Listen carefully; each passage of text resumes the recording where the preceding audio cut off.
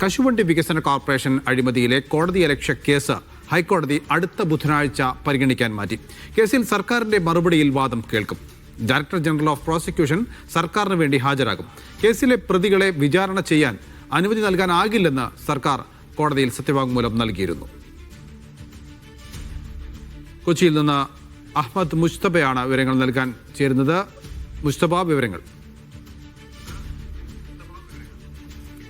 INTUC-യുടെ സംസ്ഥാന അധ്യക്ഷൻ ആർ ചന്ദ്രശേഖരൻ, അതോടൊപ്പം തന്നെ ബോർഡിന്റെ കാഷ്യൂ കോർപ്പറേഷന്റെ മുൻ MD കൂടിയായിട്ടുള്ള K രതീഷ്, ഈ രണ്ടുപേരെ പ്രോസിക്യൂട്ട് ചെയ്യാൻ അനുമതി നൽകാനാവില്ല എന്നാണ് സർക്കാർ ഒരു അഫിഡവിറ്റ് കഴിഞ്ഞ തവണ ഹൈക്കോടതിയിൽ നൽകിയത്. ഇന്ന് ആ കേസ് വന്നിരുന്നു.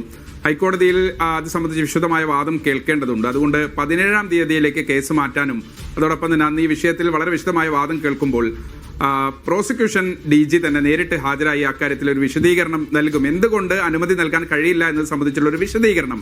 സർക്കാരിന്റെ വാദം പലതവണ കോടതികൾ തള്ളിയതാണ്. എന്തായാലും വീണ്ടും സർക്കാർ ഇതേ നിലപാട് ആവർത്തിക്കുമ്പോൾ എന്തുകൊണ്ടാണ് സർക്കാർ അങ്ങനെ ആവർത്തിക്കുന്നത്, അല്ലെങ്കിൽ അതേ നിലപാട് തന്നെ എടുക്കുന്നത് എന്ന് സംബന്ധിച്ച് വിശദമായ ഒരു സത്യവാങ്മൂലം നൽകിയിരുന്നു. അതിൽ വാദം കേൾക്കേണ്ടതുണ്ട്.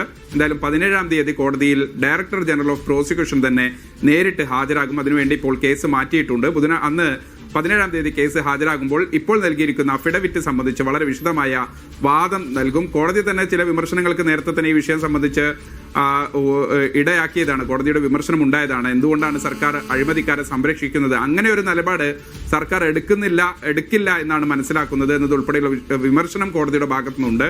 പക്ഷെ അതിനെ എതിർത്തുകൊണ്ട് ഇപ്പോൾ പരാതി നൽകിയിരിക്കുന്ന മനോജ് ഉൾപ്പെടെയുള്ള ആളുകളുടെ ഭാഗം എതിർത്തുകൊണ്ടും സർക്കാരിന്റെ ഭാഗം വളരെ വിശദമായി തന്നെ കേട്ടുകൊണ്ടുമായിരിക്കും പിന്നീട് കോടതി ഈ വിഷയത്തിൽ ഒരു അന്തിമ തീർപ്പുണ്ടാവുക. എന്തായാലും ഡയറക്ടർ ജനറൽ ഓഫ് പ്രോസിക്യൂഷൻ തന്നെ നേരിട്ട് ഹാജരായി സർക്കാരിന്റെ ഭാഗം വിശദീകരിക്കും. നൗഫൽ.